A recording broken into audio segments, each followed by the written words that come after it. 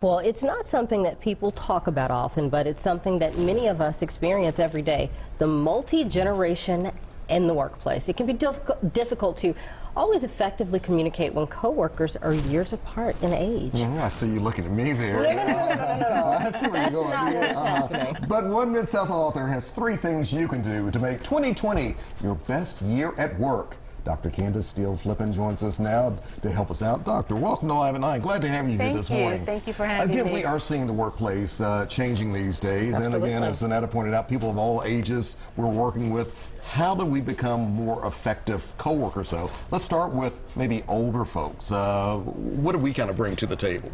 Well, older folks bring a lot to the table, and my recent study showed that baby boomers tend to feel that they're more effective at active listening, paying attention to others. So when communicating with a baby boomer, some things you may want to do to demonstrate active listening is perhaps repeating back what they've said or asking questions, not looking at your watch, your device when they're talking to you, so they really know that you're listening. What about on the flip side of that? And you often hear complaints from both sides or from multiple sides that one doesn't know how to communicate with the other. So maybe what about some from the younger generation? What are some of the things they need to be doing, or things that we could pay attention to that signals they're sending us? Yes, so younger generations, millennials and the new Generation Z, they feel they're more effective at empathy, demonstrating that they're paying attention to the emotions of others. So some of the ways that we can communicate with them is to really focus on making sure we're not rushing to judgment or being quick to criticize, and being respectful and acknowledging their emotions or feelings as valid for them, even if you wouldn't respond in the exact same way. Now, as everybody is trying to be more conscious, does the entire workplace at the same time have to shift its way of thinking, or is it just a matter of balance, so to speak? I think balance is important. We all want to be appreciated.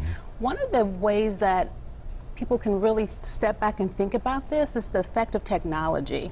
So millennials and Gen Z came into this world fully technologically enabled. And what that has done is allowed them to have a huge appreciation for using technology in a very efficient way, a very quick way. And so what I've seen in my research is that millennials tend to value quickness, and they don't always feel they have to master something over and over and over again. Think about gaming. Once you complete a level, you get to advance. Right. You move on to the next one. Right. Exactly. Whereas boomers, they like to see sustained performance over time. They want to know that you can complete a task consistently in multiple scenarios. So I often say, let's have a conversation. Okay. We're going to spend 70 to 80% of our time communicating. So maybe you could ask, what does good performance look like? How will I be judged or evaluated? So if we have this conversation, Doctor, what can we all kind of bring to the table? What does it make for a better workforce altogether here if we do learn to listen, if many of us learn how to use technology a little bit better? Does it make a better work environment as a whole? I think it does make a better work environment as a whole if we just stop to think about that we're all people, and our generational views or values are framed based on when and where we grew up and what was happening. That's why a baby boomer may have a different perspective on life than someone who is a millennial. But what I often advise as a communicator is good old-fashioned face-to-face communications. A lot gets lost in text and email and instant messaging, such as tone or facial gestures. And so when the stakes are high, I think the best thing to do in the workplace is just to sit down and have a conversation. So that never grows old, no matter when or where you grew up. Are you optimistic where we go from this point, though, today, going into the future with, with us trying to communicate better? Absolutely, because everyone seems to be very open to it. And each generation advances society, and I think that that's a good thing for all of us. So you have written a lot about this. Where can people find out more information, or where can they find more information about your work and yourself? Absolutely. So I have published 2 books.